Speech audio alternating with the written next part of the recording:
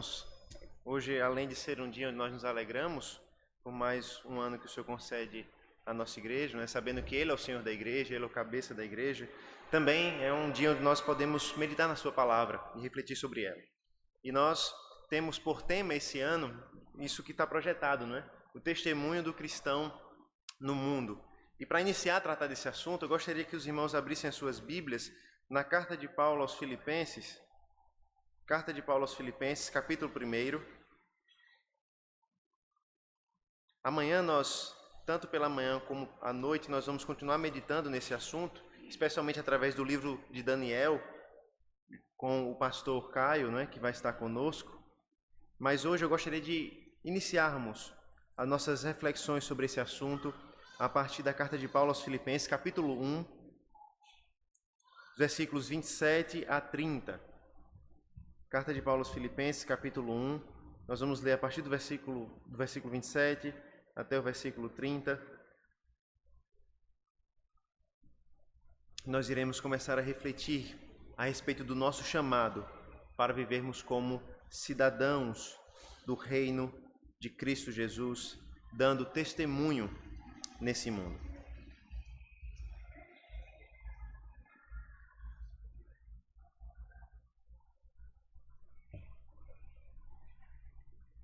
Acompanhe na sua Bíblia a palavra do Senhor. Ela nos diz assim, Filipenses capítulo 1, a partir do versículo 27. Acima de tudo, vivam de modo digno do Evangelho de Cristo, para que, ou indo até aí para vê-los, ou estando ausente, eu ouça a respeito de vocês que estão firmes em um só Espírito, como uma só alma, lutando juntos pela fé do Evangelho. E que em nada se sentem intimidados pelos adversários, pois o que para eles é prova evidente de perdição, para vocês é sinal de salvação, e isso da parte de Deus, porque vocês receberam a graça de sofrer por Cristo, e não somente de crer nele, pois vocês têm o mesmo combate que viram em mim, e que agora estão ouvindo, que continuo a ter. Amém. Vamos, irmãos, mais uma vez ao Senhor em oração nessa noite, pedindo que Ele, com a sua graça, o Deus da igreja, o Senhor da igreja, o Rei sobre a igreja, possa nessa noite falar aos nossos corações e nos lembrar do nosso chamado para sermos testemunhas dEle nesse mundo, para sermos cidadãos do reino nesse mundo. Vamos orar ao Senhor. Senhor, nós louvamos o Teu nome, Pai. Louvamos o Teu nome porque nós sabemos que o Senhor é quem nos sustenta. Nós somos chamados nesse mundo a testemunhar de Cristo, do Evangelho, no mundo que é mau, no mundo onde nós certamente enfrentamos lutas e perseguições. Mas a Tua palavra, ó Deus, nos ensina que nós temos o privilégio de viver nesse mundo, mas não pertencer a esse mundo. Nós temos o privilégio de estarmos aqui e fazermos todas as coisas que todo mundo faz, mas de uma forma diferente, fazendo tudo para a honra e glória de Deus, como cidadãos dos céus, como cidadãos do reino de Cristo Jesus. Nos lembra, Senhor Deus, nessa noite, essas verdades. Nos lembra, Senhor, que nós somos chamados a lutar pelo Evangelho, inclusive, se necessário for, sofrer por Cristo. Essa é a nossa oração, a oração que nós fazemos pelo nome daquele que é o cabeça do corpo, que é a igreja, o Senhor Jesus Cristo. Amém. Amém. Irmãos, essa carta que nós acabamos de ler, um trecho dela, é uma carta muito interessante daquelas que Paulo escreveu. Isso porque, diferente das outras cartas que Paulo escreveu, essa carta não foi escrita num contexto de grande crise, por assim dizer. Existem outras cartas que Paulo escreveu por causa de um contexto muito difícil, como a carta de 1 Coríntios que nós temos refletido nos domingos em nossa igreja. Mas essa carta não. A igreja de Filipenses não era uma igreja problemática no sentido pior da palavra, como outras igrejas eram. Pelo contrário, a igreja de Filipos era uma boa igreja. Paulo vai elogiar a igreja de Filipos. Paulo vai dizer que essa igreja era uma grande parceira dele, uma grande cooperadora do seu ministério de pregação. Pelo contrário, Paulo vai elogiar a igreja de Filipos, vai elogiar os irmãos de Filipos e vai mostrar que esses irmãos, na verdade, eram comprometidos com o Evangelho, comprometidos com o reino, comprometidos com a pregação da palavra, comprometidos com o ministério do apóstolo Paulo. E aí você pode pensar, se a igreja então está numa situação tão boa assim, se é uma igreja comprometida com a palavra, comprometida com o evangelho, por que Paulo escreve uma carta para ela? Nós podemos elencar, irmãos, pelo menos duas razões, dois motivos pelos quais Paulo escreve essa carta aqui. É porque esses irmãos estavam enfrentando dois tipos de problemas na igreja. O primeiro grande problema que esses irmãos estavam passando era um problema externo a eles, era um problema fora deles. Eles estavam passando por perseguições, por sofrimentos, diante da oposição que eles sofriam na sua própria cidade. A cidade de Filipos, nós vamos ver melhor, havia se tornado uma colônia do Império Romano. E isso significava que essa cidade tinha muitos privilégios, mas também significava que essa cidade estava debaixo de responsabilidades para com o imperador, inclusive de adorá-lo e de cultuá-lo. Isso fazia, irmãos, com que esses irmãos de Filipos estivessem debaixo de uma grande luta.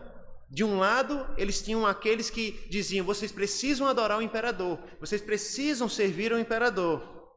E do outro, a convicção de fé deles, que ensinava que apenas um Senhor e um Salvador existe, o Senhor Jesus Cristo. O outro problema, a outra grande questão, é que parece estar surgindo na igreja, não é nada ainda muito sério, mas está começando a surgir na igreja um princípio de inquietação, até mesmo de divisão. A gente sabe muito pouco disso, mas no capítulo 3, Paulo vai falar diretamente com duas irmãs, Evódia e Síntique, e vão dizer que essas duas irmãs que estavam brigadas deveriam se reconciliar. Em outras palavras, era uma igreja de fato fiel no seu amor ao evangelho, era uma igreja fiel na sua cooperação à pregação de Paulo, ao ministério do apóstolo Paulo, mas mesmo assim, era uma igreja que precisava de encorajamento e de exortação. E é por isso que nós lemos o texto nessa noite, é por isso que Paulo escreveu esse texto aqui, quando ele diz, vivam de modo digno do evangelho do Senhor Jesus Cristo. Esse é o primeiro grande mandamento, a primeira grande exortação que Paulo dá nessa carta. E sem sombra de dúvidas, esse é o principal mandamento que Paulo vai nos apresentar nessa carta. Isso porque todas as suas demais exortações partem desse mandamento. Vivam de modo digno do evangelho do Senhor Jesus Cristo. Hoje, por isso, irmãos, nessa noite nós iremos meditar nesse propósito do apóstolo Paulo. Nesse propósito que Paulo tinha de levar esses irmãos a viverem de modo digno do evangelho, como cidadãos do reino de Deus nesse mundo, apesar das perseguições, apesar das lutas que eles enfrentavam aqui. Dessa forma, nós aprenderemos que nós somos chamados, irmãos, a viver como cidadãos do reino nesse mundo. Nós somos chamados a viver como cidadãos do reino nesse mundo. Nós veremos primeiro que Paulo nos ensina que nós vivemos como cidadãos do reino nesse mundo quando nós lutamos pela unidade da fé, quando nós lutamos pela unidade do evangelho. Veja que no versículo 27, nós temos então o grande chamado de Paulo nessa carta, quando Paulo diz assim no versículo 27 do capítulo 1. Acima de tudo, vivam de modo digno do evangelho de Cristo, para que, ou indo até aí para vê-los, ou estando ausente, eu ouça a respeito de vocês, que estão firmes em um só espírito, como uma só alma, lutando juntos pela fé do evangelho. As palavras de Paulo então ressoam, vivam de modo digno do evangelho. E Paulo, irmãos, não está escolhendo as suas palavras aqui por acaso. Uma palavra muito interessante que ele usa aqui é justamente esse verbo viver, quando ele diz vivam de modo digno do evangelho. E pode parecer aos nossos olhos que esse é um verbo comum, mas não é tão simples assim, não é? Paulo não está usando esse verbo por acaso, pelo contrário. Esse verbo significa, em outras palavras, viver como cidadão. Inclusive, esse verbo vem daquela palavra que é muito conhecida para designar cidade, não é? A palavra polis. Em outras palavras, Paulo está dizendo, vivam como cidadãos do evangelho. Vivam como cidadãos do reino. E aqui, irmãos, Paulo não poderia ter escolhido uma palavra melhor diante da situação que eles viviam. Lembra do que nós acabamos de dizer, que a cidade de Filipos era uma colônia romana? Isso é importante, irmãos, quando nós lembramos que essa cidade não era uma colônia romana desde o início. Ela passou a ser uma colônia romana. E quando nós lembramos disso, irmãos, nós devemos mencionar que ser colônia romana não era para qualquer um. Isso quer dizer, então, que Filipos havia crescido em importância. Ela havia se tornado uma cidade importante, uma cidade relevante. Além disso, ser cidadão, ser uma cidade romana, garantia privilégios àquele povo. Ou seja, irmãos, nós temos um primeiro conflito aqui para a igreja. De um lado, eles têm o privilégio de ser uma cidade romana, um privilégio de pertencer ao grande e poderoso Império Romano. E do outro lado, eles têm o privilégio de pertencerem a Cristo e o seu reino. Só que lembrando que esse reino de Cristo não é um reino desse mundo. Em outras palavras, eles deveriam escolher entre os privilégios que eles tinham nesse mundo ou os privilégios que eles não poderiam provar nesse mundo, mas que certamente eram privilégios verdadeiros, porque eram privilégios do reino do Senhor Jesus Cristo. E essa, irmãos, é muitas vezes uma escolha que nós temos de fazer no mundo em que nós vivemos. Nós somos constantemente tentados a desfrutar dos prazeres desse mundo ou vivemos como cidadãos do reino desse mundo. A Escritura nos apresenta, assim como apresentou aqui aos Filipenses, que nós não pertencemos a esse mundo. Nós não somos cidadãos desse mundo, nós somos cidadãos do Evangelho, cidadãos de Cristo, mas nós nos encontramos aqui. E ao estarmos aqui, nós sofremos invariavelmente as lutas desse mundo. E muitas vezes nós somos tentados a viver como cidadãos dessa terra e desfrutar das coisas dessa terra, ou viver como cidadãos de Cristo Jesus. E veja bem, a palavra de Deus, o próprio livro de Eclesiastes nos ensina que nós devemos aproveitar aquilo que Deus nos dá desse mundo. Deus nos dá comida, nós devemos aproveitar. Deus nos dá recursos, nós devemos aproveitar. Deus nos dá um casamento, nós devemos aproveitar. Paulo não está dizendo que esses irmãos não deveriam aproveitar a própria vida. Mas o que Paulo está dizendo é: vocês podem escolher os privilégios de serem cidadãos romanos, mas ao fazerem isso, vocês estão se colocando debaixo de um outro Senhor. E muitas vezes, irmãos, quando crentes escolhem como seu caminho privilégios políticos, privilégios sociais, eles acabam se colocando debaixo de um outro Senhor, de um outro Deus. E Paulo, então, faz questão de lembrar como isso é perigoso. Paulo faz questão de lembrar a esses irmãos que eles não eram cidadãos romanos. Antes disso, eles eram cidadãos do reino de Deus. E a verdade é que nós podemos nos acomodar tanto a esse mundo que nós até nos esquecemos dessa verdade. Nós podemos nos acomodar tanto a esse mundo que quando nós pensamos quem nós somos, a resposta muitas vezes é: eu sou um pai, eu sou uma mãe, eu sou um funcionário público, eu sou um professor, eu sou um advogado, eu sou um médico, eu sou um dentista e assim por diante.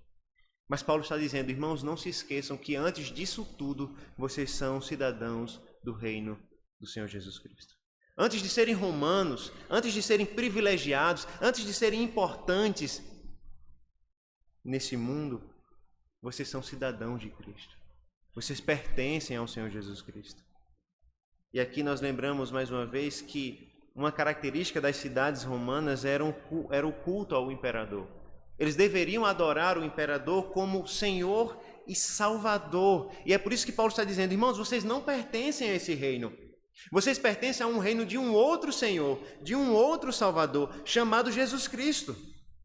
Olhe no capítulo 3 da carta aos Filipenses, Filipenses capítulo 3, versículos 20 e 21, e observe que Paulo faz questão de reafirmar essa verdade, de repetir essa verdade, para nos lembrar que a nossa pátria está nos céus. Veja Filipenses 3, versículo 20 e 21. Pois a nossa pátria está nos céus, de onde também aguardamos o Salvador, o Senhor Jesus Cristo, o qual transformará o nosso corpo de humilhação para ser igual ao corpo da sua glória, segundo a eficácia do poder que ele tem até de subordinar-se todas as coisas. Paulo faz questão de nos lembrar uma segunda vez: a nossa pátria está nos céus. E as palavras são muito semelhantes com aquela que ele está usando no capítulo 1. Tudo isso para nos afirmar uma mensagem central: os crentes em Cristo Jesus, eles possuem uma outra pátria, uma outra cidadania. E aqui, irmãos, nesse mundo nós podemos nos mudar de cidade, nós podemos morar hoje em Palmeira dos Índios, mas nós podemos nos mudar, nós podemos ir para outros lugares. mas uma cidadania, a cidadania do reino, essa não pode ser mudada, essa não pode ser trocada. Nós pertencemos a Cristo, nós somos cidadãos do reino de Cristo. Nós somos membros de um outro reino, de uma pátria celestial. E por isso nós devemos viver nesse mundo a partir dos princípios e dos valores desse reino, dessa pátria. Nós vivemos, irmãos, como verdadeiros estrangeiros aqui nesse mundo.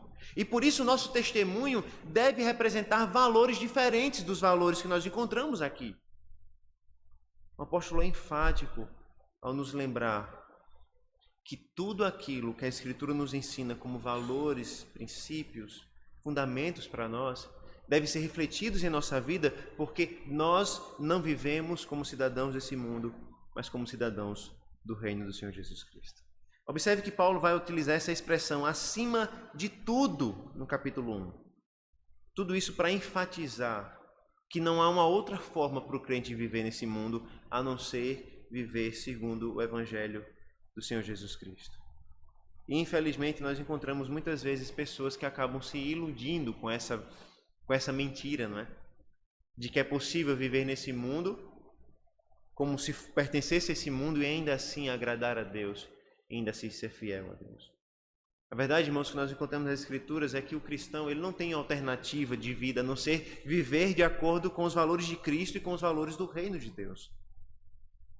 E esse é o chamado de Paulo.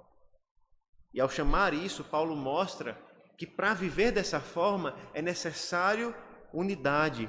Porque veja, Paulo vai dizer, os irmãos devem viver de modo digno do Evangelho, firmes em um só espírito, lutando como uma só alma. Ou seja, Paulo está mostrando que para vivermos de acordo com os princípios de Cristo e como cidadãos de uma pátria celestial, é necessário viver em unidade. Parece existir, como eu já falei, irmãos, na igreja de Filipenses, um princípio de questões entre os irmãos, um princípio de problemas entre os irmãos, um princípio de divisão da igreja. Nada ainda muito sério, mas Paulo já começa a tratar o problema, mostrando a importância deles viverem em unidade. E para isso, Paulo diz, vocês devem estar prontos para lutar em um só espírito, como uma só alma. Essa última exortação, irmãos, nos lembra que viver de modo digno do Evangelho envolve lutar pelo Evangelho e envolve lutar em unidade, em união pelo Evangelho. E eu queria lembrar a você que é impossível viver de modo digno do Evangelho nesse mundo sozinho. É impossível viver de modo digno do Evangelho do Senhor Jesus Cristo como um cristão solo. Para vivermos de modo digno do Evangelho do Senhor Jesus Cristo, nós precisamos da igreja. Nós precisamos dos nossos irmãos. Nós precisamos uns dos outros. Afinal de contas, é impossível lutar pela fé do Evangelho sozinho. E se nós queremos, de fato, ser uma igreja que vive nesse mundo, mas que vive como cidadãos dos céus nesse mundo, é necessário lembrar que a unidade é um valor fundamental. Nós precisamos estar unidos, irmãos. Isso não quer dizer que todo mundo tem que ter as mesmas opiniões em tudo, que todo mundo tem que se vestir da mesma forma, ter os mesmos gostos e assim por diante. Significa que o valor da fé, o valor do Evangelho deve estar acima de qualquer diferença que possa existir entre nós. Nós somos diferentes, nossos costumes são diferentes, nossas criações são diferentes, nossa maneira de vestir, nossos gostos e assim por diante. Mas Paulo diz, acima dessas diferenças todas, existe o vínculo da fé que une vocês e por isso vocês devem lutar juntos pela fé do Evangelho. E fazendo isso, vocês vão dar testemunho de Cristo no mundo e vão viver de modo digno do Evangelho de Cristo no mundo.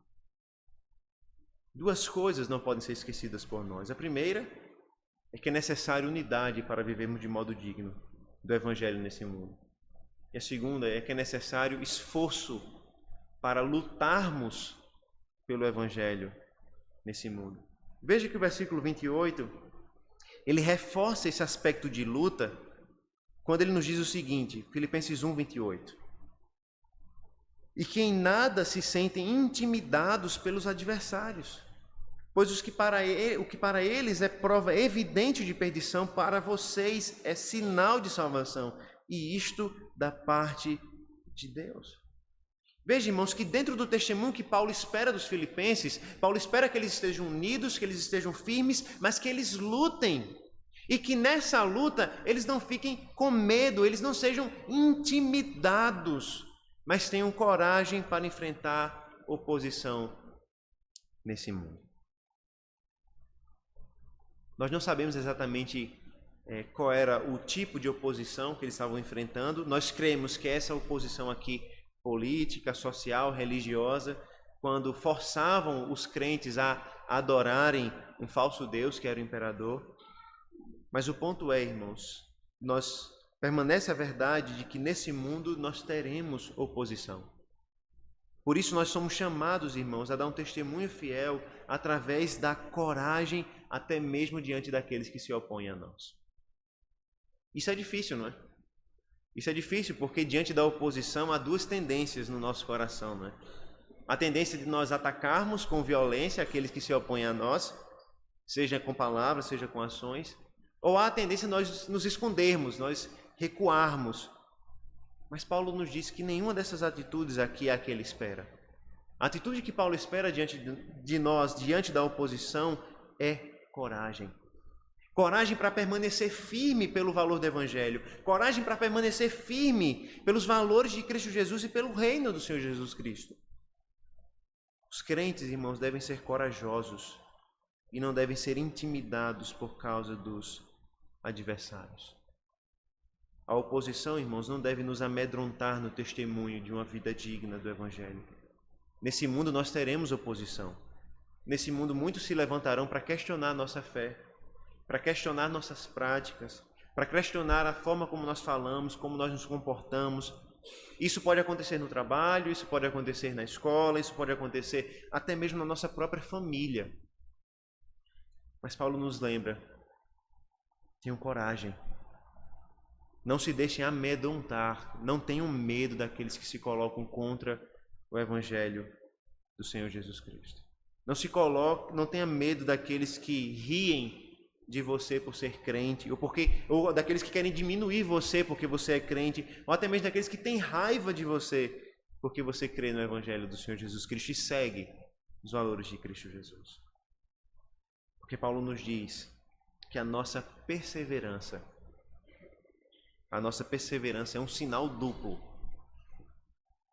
Primeiro, é um sinal de salvação para nós, mas ao mesmo tempo é um sinal de perdição para aqueles que se colocam contra nós. Veja que no versículo 28, novamente, nós temos dois grupos aqui citados, dois grupos que lutam por objetivos distintos, dois grupos com destinos diferentes.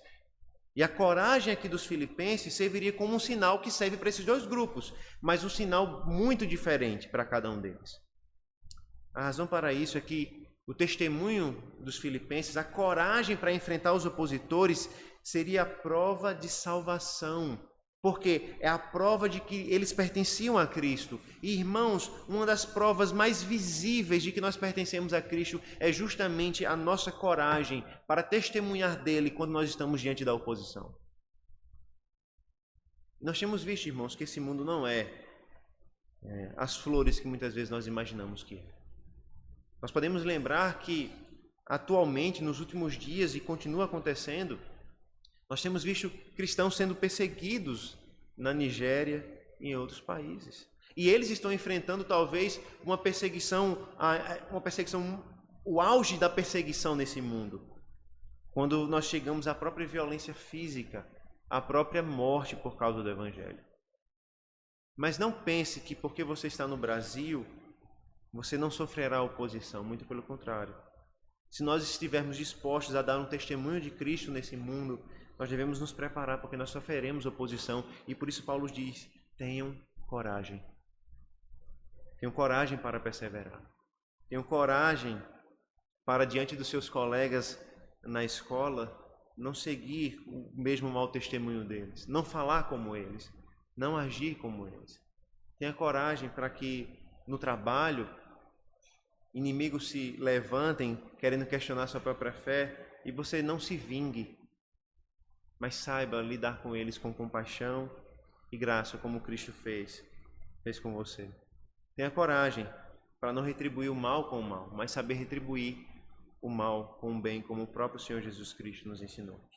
Porque fazendo isso, Paulo nos ensina, nós estaremos dando um sinal da nossa salvação para o mundo. Nós estaremos dando um sinal de que nós pertencemos a Cristo para esse mundo. Por isso a perseverança e a coragem devem estar presentes em nossas vidas, porque elas são prova de que nós somos salvos por Cristo Jesus. Como Paulo diz, essas coisas procedem de Deus.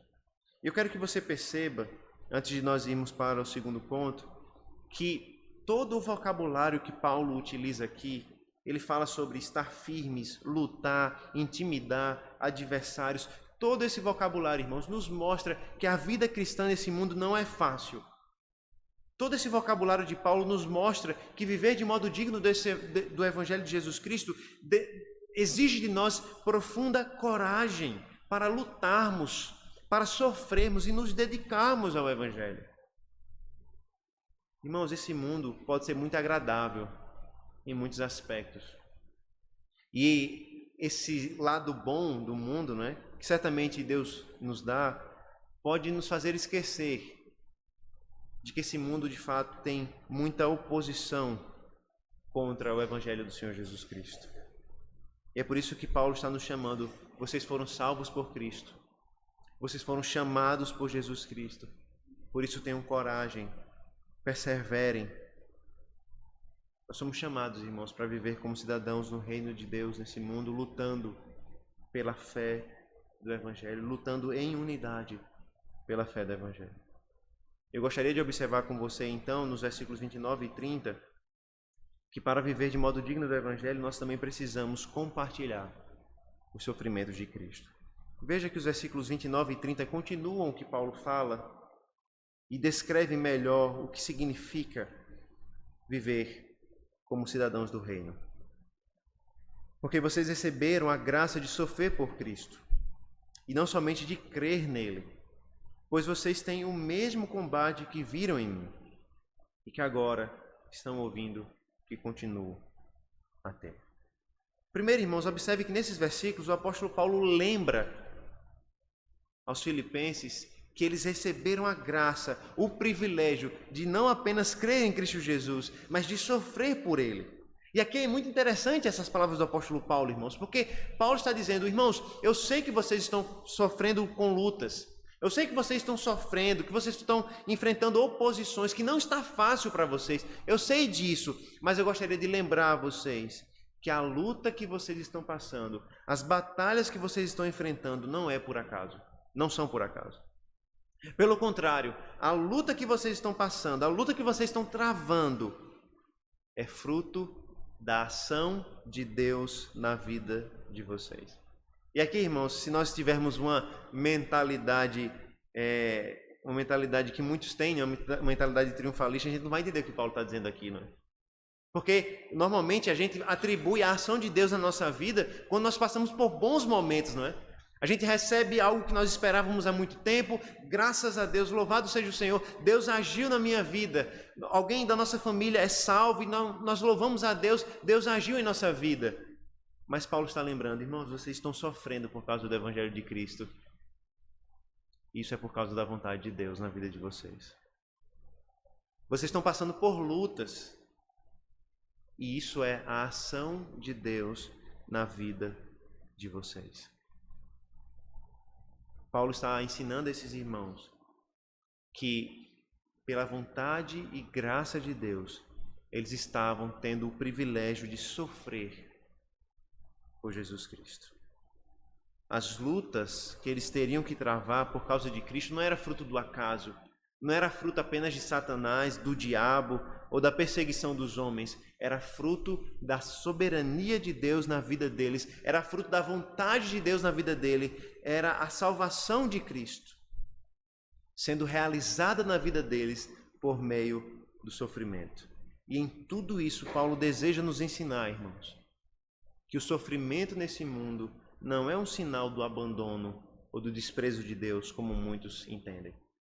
Muitas pessoas entendem que quando uma igreja está sofrendo perseguição, quando uma igreja está sofrendo por causa do Evangelho, ou quando um crente está sofrendo por causa do Evangelho, isso é sinal de desprezo de Deus, ou do abandono de Deus, mas é justamente o oposto. Paulo está dizendo, os sofrimentos que vocês estão passando por causa de Cristo é um privilégio. Assim como o apóstolo Paulo tinha certeza de que os seus próprios sofrimentos estavam conduzindo ele para a sua salvação, ele está ensinando aos filipenses que o sofrimento deles por causa de Cristo é um privilégio que está moldando o caráter deles, está moldando o coração deles e tornando eles mais parecidos com Cristo. Através desses sofrimentos, eles estavam experimentando e desenvolvendo a própria salvação, a própria vida cristã. E aqui, irmãos, obviamente nós não estamos falando de qualquer tipo de sofrimento. Há sofrimentos na vida que nós passamos até mesmo por causa do nosso próprio pecado. Nós podemos cometer erros, fazer más escolhas, pecar contra Deus e isso trazer consequências, sofrimentos para nossas vidas. É claro que Paulo não está falando desse tipo de sofrimento aqui. Paulo está falando do sofrimento por causa de Cristo, sofrimento por causa do Evangelho, quando nós escolhemos obedecer a Deus, quando nós escolhemos servir a Deus e não seguir a vontade e o desejo desse mundo.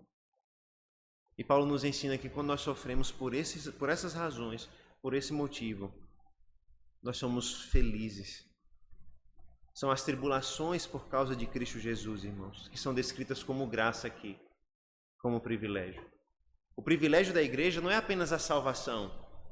O privilégio da igreja não é apenas a justificação pela fé, como nós, reformados, gostamos de lembrar. Mas Paulo está dizendo, o privilégio da igreja é sofrer por causa do Senhor Jesus Cristo. Gostaria, irmãos, de nos lembrar nessa noite, de lembrar você que faz parte dessa igreja ou que visita essa igreja, que o Senhor Jesus Cristo ele reserva um grande privilégio para os seus servos, que é sofrer por causa dele, por causa do nome dele. E se você ainda não compreendeu isso, espero que Deus de fato lhe ilumine e dê graça para que você perceba que o sofrimento não é uma tristeza ou uma tragédia, mas o sofrimento por causa de Cristo é sinal da graça de Deus na sua vida. E isso é mais fácil de dizer do que entender ou praticar, irmãos.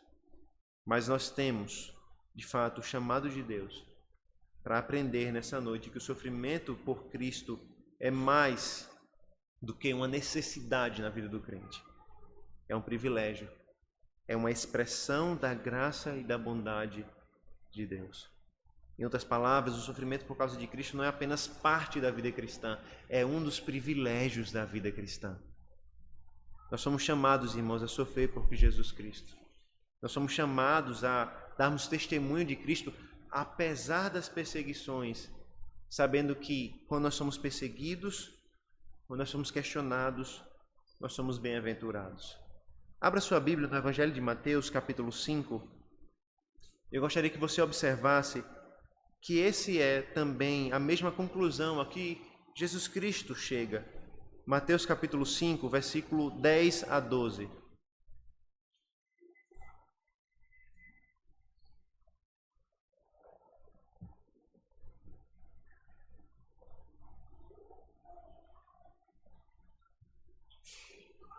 Mateus 5, versículos 10 a 12 nos dizem assim: Bem-aventurados os perseguidos por causa da justiça, porque deles é o reino dos céus.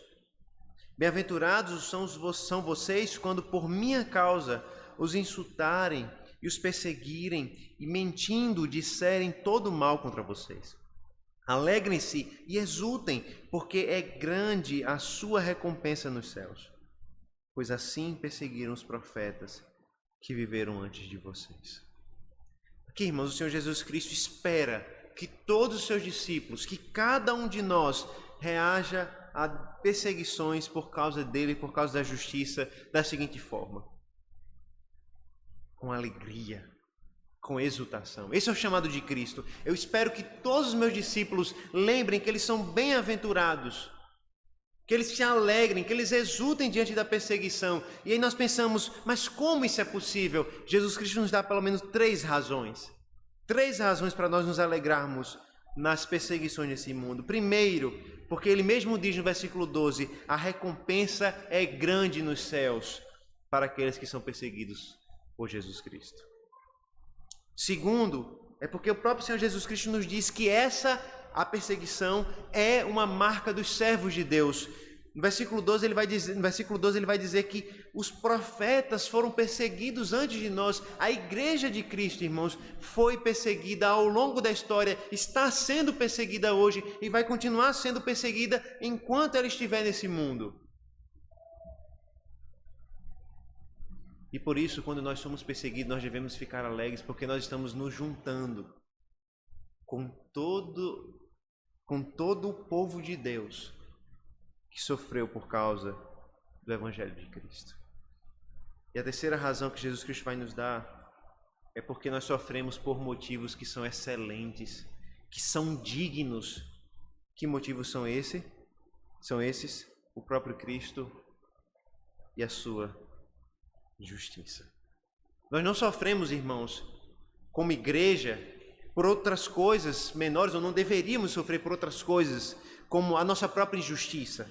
Mas nós devemos viver como igreja a ponto de sofrer por causa de Cristo e da sua justiça. E esse é o fruto do testemunho do cristão no mundo. O fruto, irmãos, do nosso testemunho nesse mundo não são palmas nas costas, não são elogios, não são reverências. O fruto do nosso testemunho nesse mundo, muitas vezes, ou na maioria das vezes, é perseguição. Mas veja, isso não impediu os apóstolos de se alegrarem. Abra agora em Atos capítulo 5, versículo 41. Atos 5, 41.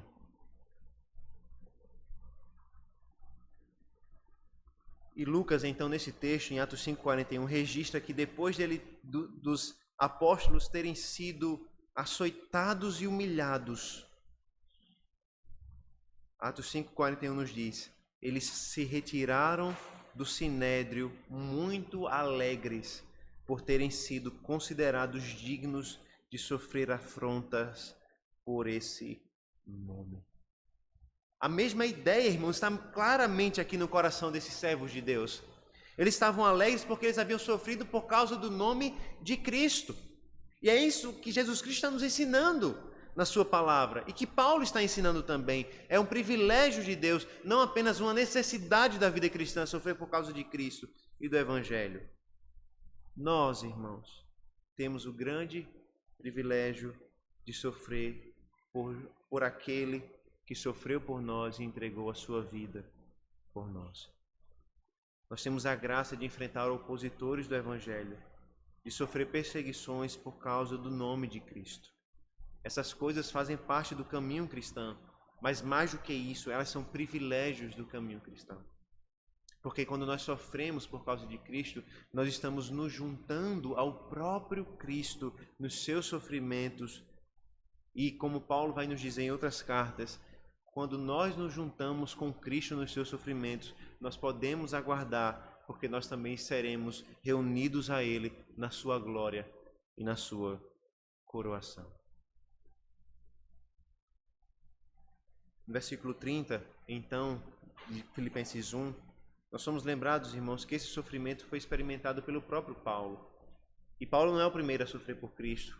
Como o próprio Senhor Jesus Cristo anunciou, os profetas sofreram, os apóstolos sofreram, e o próprio Cristo Jesus sofreu. E nós devemos, irmãos, lembrar daquilo que o próprio Senhor Jesus Cristo nos diz no Evangelho de João, no capítulo 17. Nós não vamos abrir, mas nós podemos nos lembrar daquilo que Jesus Cristo nos diz. Jesus Cristo nos diz que o mundo o odiou. E por isso o mundo odiaria a nós, a sua igreja, os seus discípulos, porque nós pertencemos a Cristo. Se Cristo, irmãos, foi rejeitado pelos homens, foi crucificado pelos homens, foi morto pelos homens, nós não podemos esperar outra coisa desse mundo senão oposição. Mas isso não é uma mensagem triste. O que Paulo está tentando nos dizer é: se alegrem, exultem, porque vocês têm o privilégio de sofrer por causa do Senhor Jesus Cristo. Os filipenses conheciam o sofrimento de Paulo, E agora Paulo está dizendo, vocês conhecem os meus sofrimentos e vocês têm o privilégio de sofrer comigo agora. Vocês conhecem as minhas dores, vocês conhecem as minhas lutas. Agora vocês têm o privilégio de compartilhar dessas mesmas dores e lutas comigo. Se alegrem. Quando nós enfrentamos lutas, irmãos, nessa vida, por causa do Evangelho de Cristo, por causa da justiça do reino de Jesus Cristo, nós não devemos ficar tristes, amargurados. Pelo contrário, nós somos chamados a nos alegrar, lembrando que o resultado de um verdadeiro testemunho é muitas vezes oposição. E isso não é sinal do abandono de Deus, isso é sinal da graça de Deus nas nossas vidas. Se você perder amigos, se você perder colegas, se você perder empregos, por causa da sua escolha de obedecer a Cristo e o Evangelho, não fique triste pelo que você perdeu. Saiba que o que você tem em Cristo é infinitamente maior do que qualquer coisa que você possa perder nesse mundo. Se você perde a amizade até mesmo de familiares por causa de Jesus Cristo, por causa do seu desejo de seguir a Cristo e seguir o Evangelho, não fique triste, se lamentando por aquilo que você perdeu. Lembre-se que o que nós temos em Cristo, o privilégio de sofrer que nós temos em Cristo Jesus, é maior do que qualquer coisa que nós possamos perder nesse mundo. A verdade, irmãos, é que nós somos chamados para viver segundo o Evangelho através dos sofrimentos por causa de Cristo.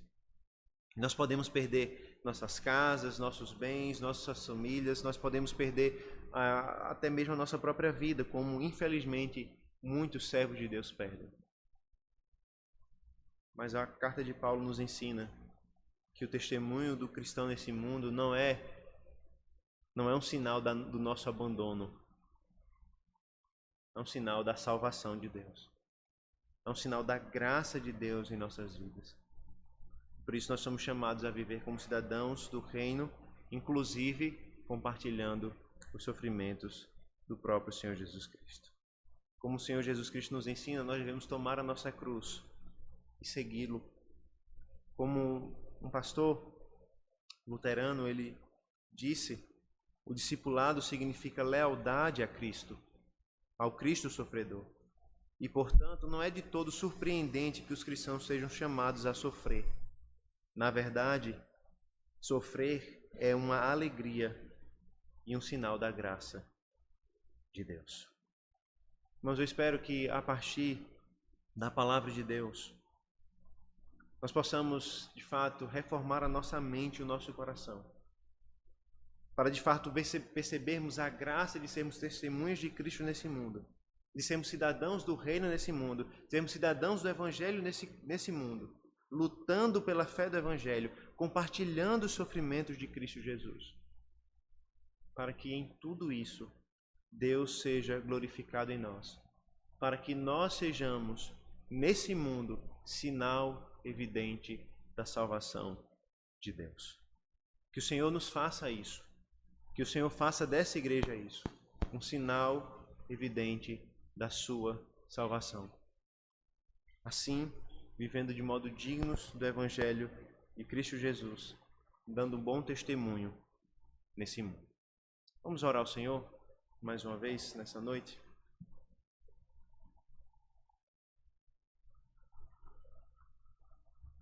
Senhor, nós louvamos, ó Pai, o Teu nome, porque o Senhor sustenta as nossas vidas e o Senhor tem sustentado essa igreja. A missão, ó Deus, que o Senhor nos deu não é uma missão simples ou fácil. Nós somos chamados para viver como cidadãos do reino nesse mundo. Nós somos chamados a tomar a nossa cruz e seguir o Senhor. Nós somos chamados a seguir Jesus Cristo, a crer no Evangelho. E por isso nós te pedimos, ó Deus, nos ajuda a crer naquele que morreu na cruz e ressuscitou para a nossa salvação. Nos ajuda, Senhor Deus, a crer nesse Cristo e a viver para a honra e glória desse Cristo. Nos ajuda, Senhor, para que nós estejamos dispostos a abrir mão de qualquer coisa nesse mundo, para vivermos para a glória de Cristo aqui. Nos ajuda a sermos cidadãos do reino de Deus nesse mundo, para que a nossa vida seja prova evidente da salvação de Cristo, para que sejamos luz nesse mundo, sal nessa terra, dando bom testemunho do Senhor, para que a salvação que nos alcançou possa ser também levada a tantos outros nesse mundo, através de nós, para a honra e glória do Senhor. Essa é a nossa oração em nome do Senhor Jesus Cristo. Amém.